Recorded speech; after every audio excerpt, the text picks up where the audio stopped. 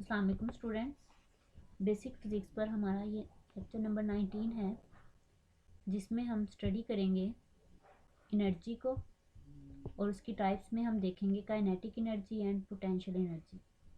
Kinetic energy का लिए relation हम फाइंड करेंगे और पोटेंशियल एनर्जी के लिए यहाँ हमारे पास कुछ आउटलाइंस हैं, जिसमें हम सबसे पहले जो है वो एनर्जी को डिफाइन करेंगे कि हमारे पास एनर्जी क्या है। मैकेनिकल एनर्जी हम किसे कहते हैं। टाइप्स ऑफ एनर्जी में हम देखेंगे kinetic energy and potential energy, उसकी एग्जांपल्स देखेंगे। रिलेशन हम फाइंड आउट करेंगे फॉर काइनेटिक एनर्जी के लिए एंड पोटेंशियल एनर्जी के लिए।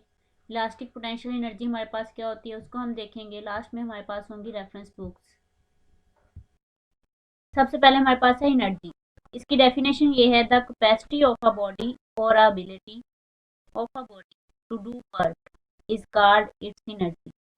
कि कोई भी बॉडी, ठीक है, जिसमें कैपेसिटी हो काम करने की या एबिलिटी हो, सलाहियत हो काम करने की, उसको हम कहते हैं कि वो इसकी एनर्जी है। ठीक है, the capacity of a body, और आप जस्ट ये भी लिख सकते हैं the capacity of a body to do work is called its energy, और आप इस तरह से भी लिख सकते हैं the ability of a body to do work is called its energy.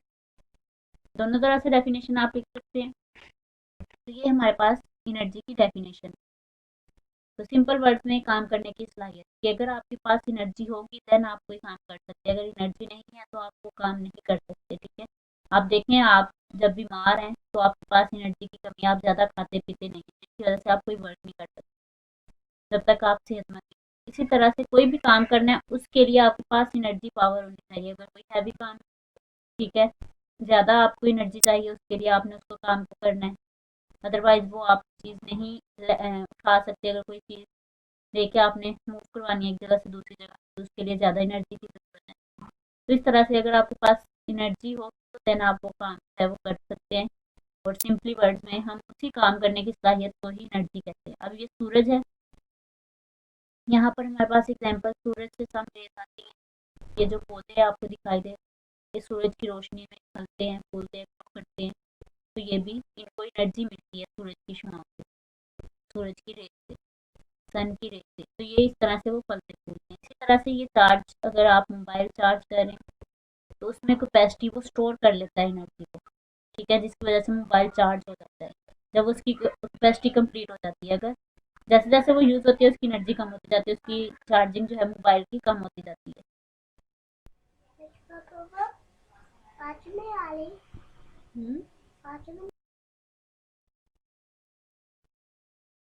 Types of energy है, जिसमें फर्स्ट हम पढ़ेंगे मैकेनिकल।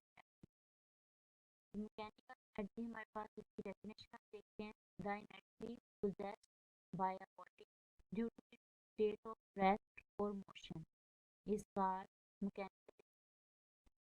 कि मैकेनिकल एनर्जी हम कहते हैं कि कोई भी अगर बॉडी है या ऑब्जेक्ट है वो पोजेस करता है energy due to state of rest, rest की वजह से या फिर मोशन की वजह से, उसको हम कहते हैं मैकेनिकल।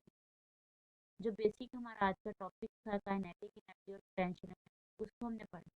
अब वो फर्दर जो है वो मैकेनिकल एनर्जी की टू टाइप्स हैं, जिसमें हम पढ़ते हैं kinetic energy and potential energy. इसलिए मैकेनिकल एनर्जी को पहले डिफाइन करवाया। ये जो टॉपिक है उससे पहले जो है उसकी हिस्ट्री, उसमें क्या है मैकेनिकल एनर्जी को हम कहते हैं, और फर्दर उसकी टू टाइप्स हैं, जिसमें हम काइनेटिक एनर्जी आज पढ़ेंगे और पोटेंशियल एनर्जी। पहले सबसे हम पढ़ते हैं काइनेटिक एनर्जी। अब काइनेटिक एनर्जी की डेफिनेशन देखें, the energy possessed by a body due to its motion is called kinetic energy। कि ऐसी एनर्जी जो हरकत की वजह से हो, यानी कि मूवमेंट की वजह से हो, कोई ऑब्जेक्ट या कोई बॉडी एक जगह से दूसरी जगह पर करके जा रहे हैं, तो हम कहेंगे कि जो एनर्जी है वो काइनेटिक एनर्जी है। तो ये काइनेटिक एनर्जी की डेफिनेशन है, और सिंपली इसका फार्मूला हमारे पास होता है, यहाँ पे मैं राइट अप कर दूँ, फर्दर भी हम इसकी एक्सप्लेनेशन करें। काइनेटिक एनर्जी को हम के डॉट ई से भी डिनोट करते हैं शॉर्टकट में। के डॉट ई हो तो आप कहेंगे ये काइनेटिक एनर्जी है। ठीक है, फिजिक्स में तो ये इक्वल होती है 1/2 यानी कि हाफ mv²। mv²। अब यहाँ से भी आप देख सकते हैं कि किस तरह से आपके पास इसका ये तो फार्मूला है, इसको हम डिराइव करेंगे इक्वेशन ऑफ मोशन से कि किस तरह से हमारे पास काइनेटिक एनर्जी का फार्मूला। तो यहाँ पे आप देखें मास है और वेलोसिटी है। आपको पता है जब भी कोई बॉडी मूव करती है तो उसकी वेलोसिटी होती है, स्पीड होती है उसकी, ठीक है। तो स्पीड फर्दर उसको हम वेलोसिटी में ले जाते हैं। तो ये आपके पास सेकंड मास होगा बॉडी का, जो भी ऑब्जेक्ट या बॉडी जो करिए उसका कोई ना कोई मास होगा। तो ये मास एंड वेलोसिटी का ही प्रोडक्ट इसमें आता है। तो जो हमारे पास काइनेटिक एनर्जी के इक्वल होता है हाफ mv²। ये इसका फार्मूला है। कोई भी अगर आपको न्यूमेरिकल या क्वेश्चन दिया जाए कि आपने काइनेटिक एनर्जी फाइंड आउट करनी है तो ये इसका फार्मूला है, और ये चीज़ें अगर आपको गिवन है तो आप फाइंड आउट करें।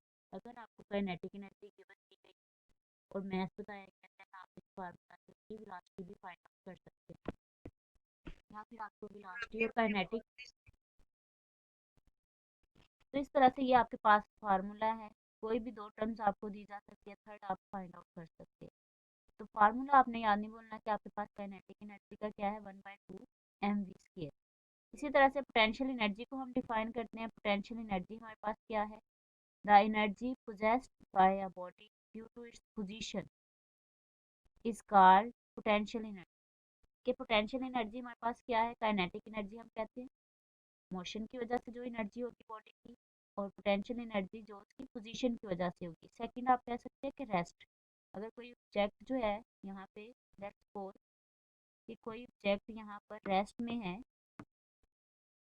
ठीक है, रेस्ट में है यहाँ पर कोई भी ऑब्जेक्ट, और यहाँ से आप उसको उठाकर ऊपर की तरफ मूव करवा रहे हैं, यहाँ पे हाइट सम हाइट पे लेके जाते हैं, तो वो कुछ ना कुछ, ये मैंने रेस्ट के लिए पार्ट, ठीक है, रेस्ट आप लिख सकते हैं यहाँ पे, कोई भी ना कोई ऑब्जेक्ट रेस्ट में, तो सम हाइट पे लेके जा सकते हैं। तो उसकी क्या आप चेंज कर रहे हैं, पोजीशन चेंज कर रहे हैं।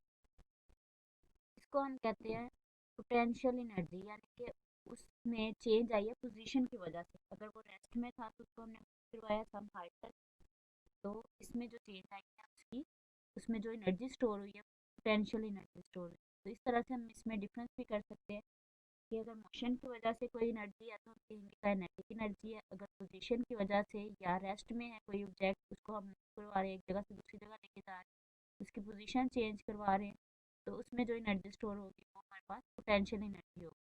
तो ये दो टाइप्स हैं जो हमने आज पढ़नी। तो नेक्स्ट यहाँ पर हमारे पास ये एग्जांपल्स हैं कुछ एनर्जी टाइप्स की।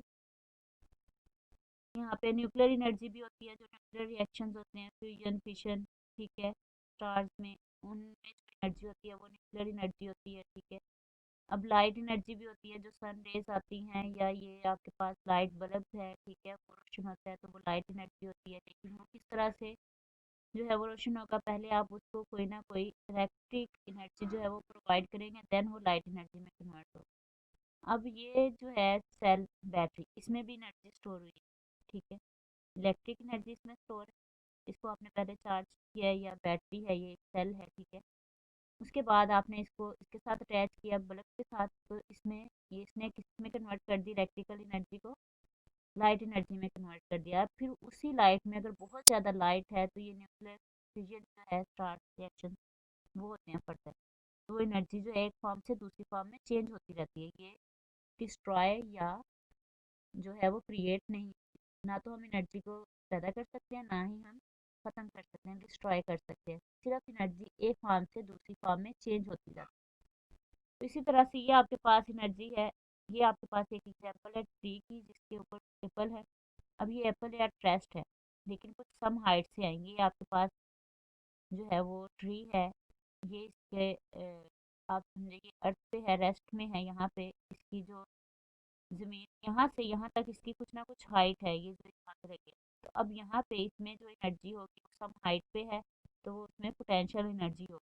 लेकिन अगर वो मूव करता है, नीचे की तरफ गिरता है ज़मीन की तरफ, तो उसने कुछ ना कुछ डिस्टेंस कवर किया है, मोशन हुई है, मूवमेंट हुई है, जो एक जगह से दूसरी जगह गिर रहा है, ठीक है, मूव कर रहा है, उसकी वेलोसिटी है, उसका कुछ ना कुछ मैथ है, तो उसकी हम जो एनर्जी होगी उसको हम कहेंगे काइनेटिक एनर्जी। नेक्स्ट आपके पास है रिलेशन फॉर काइनेटिक एनर्जी। अब काइनेटिक एनर्जी के लिए रिलेशन हम किस तरह से फाइंड आउट कर सकते हैं वो हम देखते हैं। तो रिलेशन में consider a body of mass m moving with its initial velocity v। अब यहाँ पे कंसीडर करते हैं हमारे पास कोई बॉडी है जिसका मास, लेट्स सपोज ये आपके पास बॉडी है, इसका मास क्या है m। अब ये मूव कर रही है, इनिशियल वेलोसिटी इसकी क्या है v।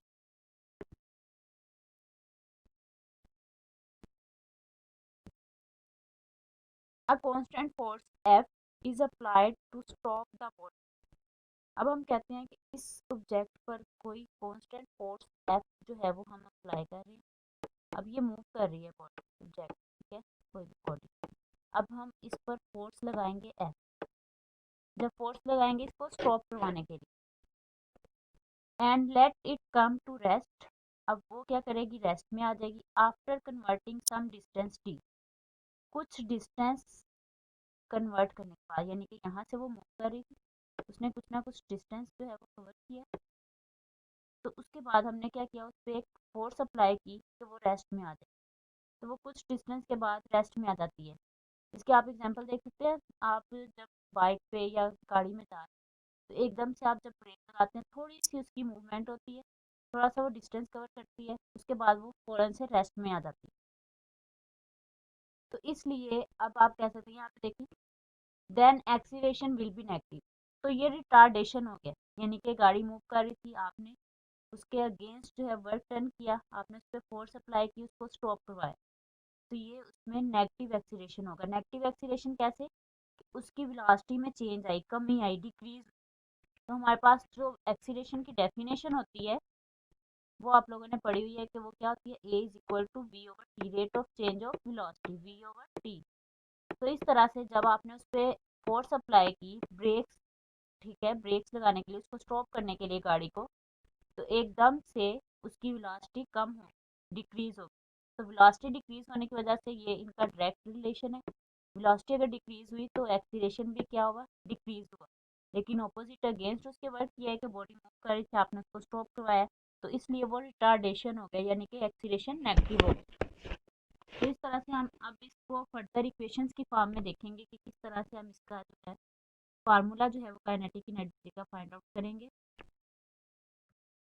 यहाँ पे देखें, अब रिटार्डेशन हुआ है, एक्सीलरेशन उसमें जो है वो प्रोड्यूस हुआ है, अब वो नेगेटिव एक्सीलरेशन है, इसलिए ये नेगेटिव साइन मैंने इस साइड पे। ये सेकंड लॉ ऑफ मोशन है कि आप फोर्स अप्लाई कर रहे हैं, कोई भी मोशन, कोई भी ऑब्जेक्ट जो है वो रेस्ट में है, उसका कोई ना कोई मास है, तो आप उस पर फोर्स अप्लाई करते हैं, उसमें चेंज आती है, ठीक है, तो वो किसके इक्वल होती है, फोर्स, उसके मास एंड एक्सीलरेशन के प्रोडक्ट के। तो अब यहाँ से हम एक्सीलरेशन की बात कर रहे हैं तो वो नेगेटिव हो रहा है। अब एक्सीलरेशन का फाइंड आउट कर लें, ए इस तरफ रहने दें, एम दूसरी साइड पे ले जाए, तो वो आपके पास क्या आ जाएगा, एफ ओवर एम। तो ये नेगेटिव साइन किस वजह से आया, रिटार्डेशन की वजह से, कि एक्सीलरेशन जो है उसका डिक्रीज हुआ है, नेगेटिव। तो इस तरह से ये आपके पास सेकेंड लॉ ऑफ मोशन जो हमने डायरेक्ट की अभी एग्जाम्पल ली है उस पर अप्लाई कर रहे हैं, तो आपके पास एक्सीलरेशन की वैल्यू आ जाती है माइनस एफ ओवर एम। अब आप देखें, जब आपने उसको स्टॉप करवा दिया तो फाइनल वेलोसिटी क्या होगी, ज़ीरो, ठीक है। उसको स्टॉप करवा दिया ब्रेक के थ्रू, अगर वो मूव कर रही तो फाइनल वेलोसिटी हमारे पास क्या होगी, ज़ीरो। और इनिशियल वेलोसिटी हमने क्या बताई थी कि v है, ठीक है। इनिशियल वेलोसिटी को हम vi से रिप्रेजेंट करते हैं, तो वो किसके इक्वल है, v के। हमने कहा था कि कोई ऑब्जेक्ट हमने लिया है जिसका मास m है और वो v वेलोसिटी से जो है वो इनिशियल वेलोसिटी v से मूव कर रहा है, तो उसकी इनिशियल वेलोसिटी v है, फाइनल वेलोसिटी ज़ीरो होगी, ड्यू टू हम उसको स्टॉप करवाया है इस वजह से। एंड जो डिस्टेंस उसने कवर किया है s, वो किसके इक्वल है, d के इक्वल है। तो अब इन सब फार्मूलाज को यूज़ करते हुए आप जानते हैं कि ये वी आई और V F final velocity, initial velocity और डिस्टेंस वाला जो आपके पास इक्वेशन है जिसमें एक्सीलरेशन भी हो, वो थर्ड इक्वेशन ऑफ मोशन है। तो ये आपके पास थी थर्ड इक्वेशन ऑफ मोशन। तो आप यहाँ पे लिख सकते हैं वी नो दैट, या from the third equation of motion, इस तरह से भी लिख सकते हैं। पहले उस इक्वेशन को लिखते हैं, उसमें देन वैल्यूज जो है वो पुट करेंगे हम, 2as which is equal to V F square minus V I square. अब यहाँ पे आप देखिए ए की वैल्यू क्या फाइंड आउट किया आपने, माइनस एफ ओवर एम, और एस आपके पास डी के इक्वल है, यहाँ पे आप डी लिख लें, ठीक है, यहाँ पे D which is equal to zero का स्केयर, आपके पास फाइनल वेलोसिटी क्या है, जीरो के इक्वल है, तो जीरो का square minus initial velocity v के इक्वल है, तो v का स्क्वायर। तो ये आपके पास क्या आ जाएगा, -2fd/m which is equal to -v square. Zero square zero, ठीक है। तो ये क्या आ जाएगा इस साइड पे, -v स्क्वायर। अब यहाँ पे देखें दोनों साइड पे माइनस का साइन है, तो ये क्या हो जाएगा, कैंसिल आउट हो जाएगा। तो आपके पास क्या रह जाएगा, 2fd, m को आप दूसरी साइड पे ले जाएं तो ये क्या बन जाएगा, mv स्क्वायर। तो 2fd which is equal to mv square. अब यहाँ पे एफ डी एक साइड पे रहने दें, 2 दूसरी साइड पे ले जाए, ये मल्टीप्लाई हो रहा है, दूसरी साइड पे जाके क्या हो जाएगा, डिवाइड। तो आप इसको 1/2 भी लिख सकते हैं, एम वी स्क्र ओवर 2 भी लिख सकते हैं। तो ये 2 दूसरी साइड पे हम ले गए तो वो 1/2 बन गया। तो ये F D which is equal to 1/2 M V square आपके पास आ गया। मैम जी इधर से नहीं आई थर्ड इक्वेशन ऑफ। जी, यहाँ से आप कह रहे हैं ये है 2as, ये हमने पहले फाइंड आउट की हुई है equations of motion, first second and third. और मैंने आपसे कहा था ये हमने पहले बेसिक चीज़ें टर्म्स पढ़ी थी, acceleration, velocity, displacement, distance. Then उनसे हमने फर्दर इक्वेशंस प्रूव की थी, equations of motion, first second and third. और अब फर्दर उनको हम फर्दर यूज़ कर रहे हैं, जिनसे हम रिलेशन फाइंड आउट कर रहे हैं, काइनेटिक एनर्जी का करेंगे, ठीक है। पोटेंशियल एनर्जी हम पढ़ते हैं, नेक्स्ट ये फर्दर यूज़ होती है। ये अब आपने याद कर लेनी है। पहले हमने इसका प्रूफ देखा था, ठीक है, एक्सप्लेनेशन देखी थी। देन आपने जब प्रूव कर लिया, इक्वेशन आपके पास आ गई, अब ये इक्वेशंस डिफरेंट न्यूमेरिकल्स में फाइंड आउट करने के लिए यूज़ होती है, ठीक है, रिलेशन फाइंड आउट करने के लिए यूज़ होती है। अभी आपने याद कर लेनी है तीनों इक्वेशन। कि फर्स्ट हमारे पास ये इक्वेशन है, V F is equal to V I plus A T, second S is equal to 1/2v, ठीक है। इसी तरह से ये थर्ड, ये तीनों आपने इक्वेशन जो है वो याद करनी है। तो इनको फिर हमने यूज़ करना है। ये आपको मैंने जो अंडरस्टैंडिंग करवाई है, जो भी मैंने लास्ट स्लाइड में आपको पढ़ाया, ठीक है, उसकी एक्सप्लेनेशन, उसी से हमने ये टर्म्स जो है वो वैल्यूज़ फाइंड आउट की हैं, और इन वैल्यूज़ को हमने क्या किया है, थर्ड इक्वेशन ऑफ मोशन में पुट कर दिया है। देन हम यहाँ से काइनेटिक एनर्जी की वैल्यू जो है वो फार्मूला जो है वो फाइंड आउट कर रहे हैं। अब यहाँ पर आप देखें कि but F D which is equal to work done before coming to rest. अब आपने फोर्स अप्लाई की, कुछ ना कुछ उसने डिस्टेंस कवर किया, फिर वो रेस्ट में आया। तो ये आपके पास एक्चुअली में क्या हो गया, वर्क डन हो गया। ये हमने वर्क डन का फार्मूला पढ़ा है कि वो इक्वल होता है एफ डी के, which is equal to the energy possessed by the body. अब ये वर्क डन किसके इक्वल है, उस एनर्जी के जो बॉडी ने पोजेस की, ठीक है। क्योंकि हमारे पास जो वर्क डन की डेफिनेशन होती है वो भी, कि वर्क डन हम कब करते हैं, कोई ना कोई काम करते हैं हम, ठीक है, कोई फोर्स अप्लाई करते हैं, ठीक है, कुछ ना कुछ डिस्टेंस कवर करें तो हमारे पास वर्क आता है। और एनर्जी भी हम एक्चुअली में क्या कहते हैं, किसी काम करने की सलाहियत को कहते हैं, किसी काम करने की एबिलिटी को कहते हैं, कैपेसिटी को कहते हैं। तो इसी तरह से यहाँ पे भी वर्क डन हुआ है, ठीक है, वो किसके इक्वल हो जाएगा फिर, क्योंकि वो मूवमेंट की वजह से रेस्ट में लेके आए हैं, मूव कर रहा था ऑब्जेक्ट। तो उसमें जो एनर्जी आई है, अब जो स्टोर हुई है, पोजेस किया उस बॉडी ने, वो किसके इक्वल आ गई, the body due to its motion की वजह से उसने एनर्जी पोजेस की, and is called kinetic energy. अब इस एनर्जी को हम क्या कहते हैं, काइनेटिक एनर्जी। और ये किसके इक्वल आई है, वर्क डन के इक्वल। तो अब हम एफ डी को रिप्लेस कर सकते हैं काइनेटिक एनर्जी से। तो kinetic energy which is equal to 1/2 M V square. तो ये आपके पास फार्मूला आ गया है काइनेटिक एनर्जी का। जब भी आपसे पूछा जाए काइनेटिक एनर्जी का जो है वो फार्मूला क्या है, तो आप ये बताएंगे kinetic energy which is equal to 1/2 M V square. तो नेक्स्ट आप देखें विच शो, अब ये स्केलर प्रोडक्ट होता है, ठीक है, स्केलर क्वांटिटी होती है, क्योंकि वर्क भी हमारे पास स्केलर क्वांटिटी होती है, इसलिए काइनेटिक एनर्जी भी हमारे पास क्या है, स्केलर क्वांटिटी है। क्योंकि इन दोनों को स्केलर क्वांटिटी, एक तो आप यूनिट से देख सकते हैं, सेकंड आपको पता है यहाँ पे आपके पास वर्क डन आया है। तो वर्क डन मैंने जब आपको पढ़ाया था देन बताया था कि ये स्केलर क्वांटिटी है। तो ये वर्क डन के इक्वल है, तो वही काइनेटिक एनर्जी के इक्वल है। इट्स मीन ये अगर स्केलर क्वांटिटी है तो ये इसके इक्वल है, तो ये भी स्केलर क्वांटिटी होगी। और सेकंड आप इसको यूनिट से भी देख सकते हैं, ठीक है, kinetic energy which is equal to 1/2 M. अब ये देखिए वी स्केयर है, मैथ तो मैथ है, ठीक है, मैथ का तो प्रोडक्ट हम नहीं लेते, मैथ इज अ स्केलर। अब वी स्केयर है तो इसका हम डॉट प्रोडक्ट लेते हैं, वी डॉट वी। तो इसलिए ये आपके पास which shows that kinetic energy is a scalar quantity, जो कि शो कर रहा है कि ये डॉट प्रोडक्ट है, स्केलर प्रोडक्ट है, तो ये scalar quantity. And unit of kinetic energy is जॉल।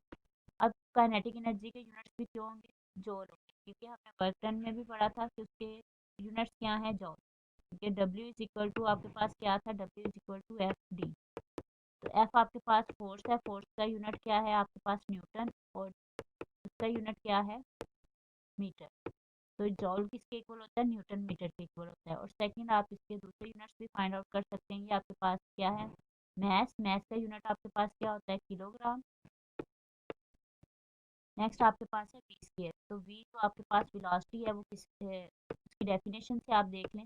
अगर यूनिट आपको ना याद रहे तो डेफिनेशन आपके पास क्या आती है? Rate of change of displacement, D over T. अब डी का यूनिट क्या होता है आपके पास? मीटर, और टाइम का सेकंड, मीटर पर सेकंड आ जाता है।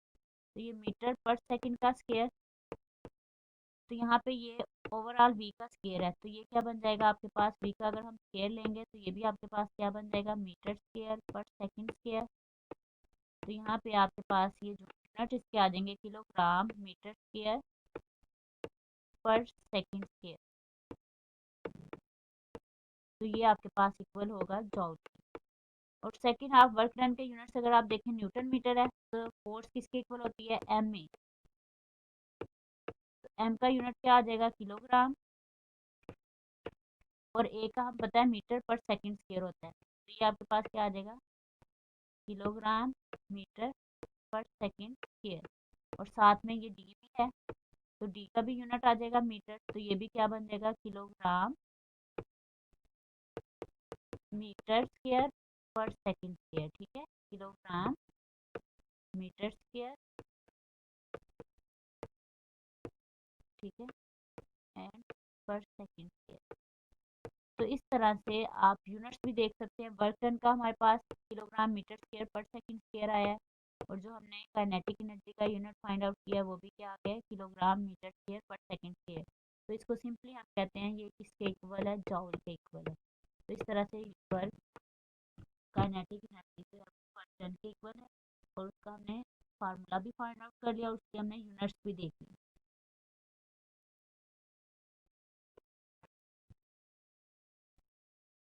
नेक्स्ट हमारे पास है relation for potential energy. If the body is lifted to a certain height in the gravitational field, work is done on it। अगर कोई बॉडी जो है वो सर्टन हाइट पर जो है इन द ग्रेविटेशनल फील्ड में, पहले तो आपको बताना चाहिए ग्रेविटेशनल फील्ड आपके पास क्या है। वर्क इज डन ऑन, तो वर्क डन उस पर हो रहा है। अब gravitational field due to gravity की वजह से होता है, ठीक है। अब अर्थ जो है उसमें ग्रेविटेशनल फील्ड, अर्थ जो है हर चीज़ को अपने सेंटर की तरफ अट्रैक्ट करती है। अब वो किस वजह से अट्रैक्ट करती है? ड्यू टू ग्रेविटी की वजह से। अब अर्थ के सेंटर के पास जो है वो ग्रेविटेशनल फील्ड बहुत स्ट्रॉन्ग होगा, कि अगर उसके पास कोई चीज़ लेके जाएंगे वो बहुत जल्द उसको अट्रैक्ट करेगी। जैसे जैसे उसके सेंटर से हम दूर जाते जाएंगे, वो जो फील्ड है वो वीक होता जाएगा, उसकी जो फोर्स ऑफ ग्रेविटी है वो वीक होती जाएगी। उस फील्ड के अंदर अंदर जब तक रहेंगे तो वो उसकी जो है वो फील्ड स्ट्रॉन्ग रहेगा, और वो ज़्यादा अट्रैक्ट करेगी उस चीज़ को। जैसे जैसे दूर जाएंगे उसमें वीक जो है वो फोर्स होती जाएगी। Work is on it, this work is store in the body potential energy. तो अब उसमें जो स्टोर हुआ है work in the form of potential energy में, जैसे लास्ट टाइम मैंने अभी आपको एग्जांपल दी थी एक ट्री की। तो यहाँ पे कोई एक ट्री है, उसके ऊपर एप्पल यहाँ पे लगा है, ठीक है। तो वो जो सम हाइट पे है, ये अर्थ है आपके पास, ठीक है। तो वो अर्थ पे यहाँ पे अगर अर्थ से सम डिस्टेंस पे है, कुछ हाइट पे है, तो वो हाइट की वजह से उसमें जो एनर्जी स्टोर हो रही है पोटेंशियल एनर्जी है। The force applied on the body to lift the body, the gravitational field is equal to the weight of the body। अब वो कह रहे हैं कि जो फोर्स है अप्लाइड करें अगर बॉडी पे, कि वो जो है वो ग्रेविटेशनल फील्ड में, तो वो किसके इक्वल होगी? उसके वेट के, उसकी बॉडी। अब वो वेट के इक्वल कैसे? अब देखिए यहाँ पे एप्पल है, उसका कुछ ना कुछ मैथ होगा, ठीक है। अब वो यहाँ पे अर्थ से सम हाइट पे है, तो वो नीचे की तरफ अट्रैक्ट करेगी। तो आप यहाँ पे देखें कोई भी जो ऑब्जेक्ट है वो अगर यहाँ पे है एप्पल, तो यहाँ पे उसका कुछ ना कुछ मैथ ये ज़मीन की तरफ ज़मीन जो है उसको अपनी तरफ अट्रैक्ट करेगी, ठीक है, due to gravity, gravitational frequency. अब उस पे वेट की फोर्स अप्लाई हो रही है, तो यहाँ पे है वो, यहाँ पे उसका वेट है। तो वेट हमने पढ़ा है कि वेट किसके इक्वल होता है, एम और जी के, यानी कि उस ऑब्जेक्ट का जो मास है और ग्रेविटेशनल एक्सीलरेशन। तो ये वेट की वजह से एक्शन और रिएक्शन की फोर्सेस, ये वेट की वजह से इसकी तरफ ड्रॉ कर, ठीक है। अब वो कुछ हाइट पे है, तो ये हम कहते हैं जो वेट की फोर्स है और जो उसकी पोटेंशियल एनर्जी है वो यहाँ पे आपके पास इस तरह से आएंगी। इसको हम फर्दर रिलेशन को देखते हैं कि किस तरह से हम इसको कर, यहाँ पे आप देखिए रिलेशन फॉर पोटेंशियल एनर्जी। तो यहाँ पे देखिए F is equal to W equal to M. अब उस पर एक्चुअली में क्या थी, ग्रेविटेशनल फोर्स अप्लाई हो रही थी, ठीक है, ग्रेविटेशनल फील्ड के अंदर था। अब हमने कहा था कि जो उस पर फोर्स अप्लाई करेंगे ये वेट के इक्वल होता है, और वेट हमें पता है किसके इक्वल होता है, एम जी के इक्वल। तो work done which is equal to, work done अब हमारे पास किसके इक्वल होता है, force multiply by displacement, F for D. अब यहाँ पर हम कह रहे हैं कि एफ जो है वो इक्वल होगी उसके वेट के। तो हम यहाँ पे एफ और डी जो है डिस्प्लेसमेंट है, और वो सम हाइट पे जो है एप्पल है, ठीक है। तो वो जो है हाइट, हम डिस्प्लेसमेंट उसने जो कवर किया है, पोजीशन चेंज किया है एक जगह से दूसरी जगह पे जाने में, तो उसको हम एच से रिप्लेस कर देते हैं। आपने देखा होगा जब हमने प्रोजेक्टाइल मोशन पढ़ा था उसमें भी हमने क्या किया था, ड्यू टू हाइट की वजह से है तो हमने डिस्टेंस को ए लिया, और सम टाइम हम उसको एस लेते हैं, सम टाइम हम उसको आर से लिखते हैं, सम टाइम हम उसको डी से लिखते हैं। इट्स डिपेंड ऑन सिचुएशन कि आप कौन सी सिचुएशन ले।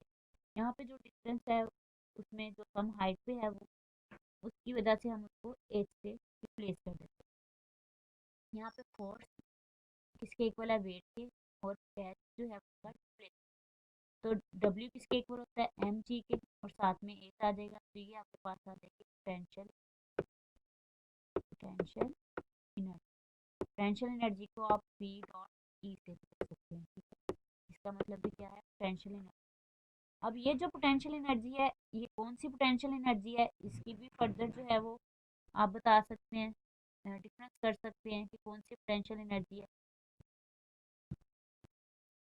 This work done is stored in the body as its gravitational potential energy, क्योंकि ड्यू टू ग्रेविटी की वजह से है, जमीन की जो ग्रेविटी की फोर्स है उसकी वजह से वो सम हाइट पे है, ठीक है, वहाँ से फॉल नहीं कर रहा कुछ। उसमें जो एनर्जी स्टोर हुई है वो पोटेंशियल एनर्जी स्टोर हुई है, और वो किस वजह से हुई है, ग्रेविटी की वजह से, इसलिए हम उसको कहते हैं ये, इसमें जो एनर्जी स्टोर हुई है वो ग्रेविटेशनल पोटेंशियल एनर्जी है। पोटेंशियल एनर्जी तो होगी, ठीक है, फर्दर उसकी टाइप्स में हम चले गए कि वो अगर ग्रेविटी की वजह से है सम हाइट पे वो वहाँ पे, तो वो उसकी उसमें जो एनर्जी स्टोर है वो ग्रेविटेशनल पोटेंशियल एनर्जी है, और सिंपली पोटेंशियल एनर्जी भी कह सकते हैं।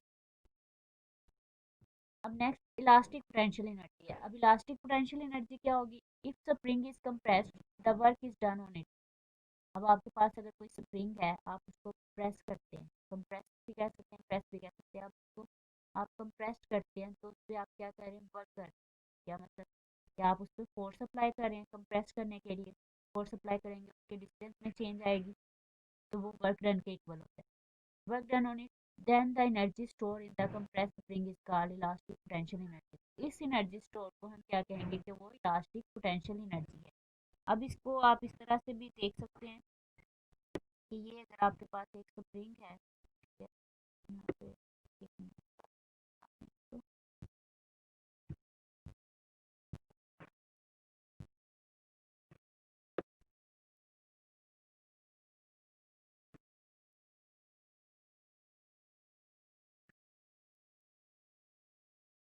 तो ये आपके पास स्प्रिंग है, जब आप इसको कंप्रेस करते हैं ये किस फॉर्म में आ जाता है,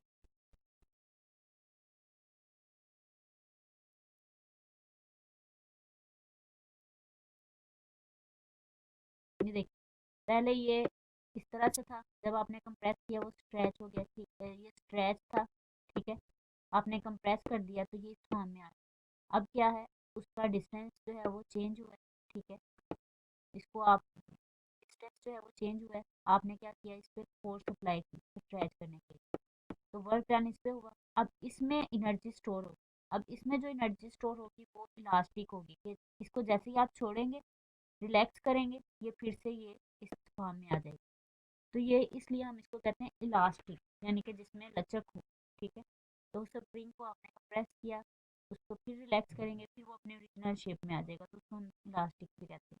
तो ये इलास्टिक, इसमें जो एनर्जी होगी स्टोर, उसको हम कहेंगे इलास्टिक पोटेंशियल एनर्जी। फर्दर ये फॉर्म्स ऑफ एनर्जी हैं। ठीक है, आप लोग इनको भी देख सकते हैं।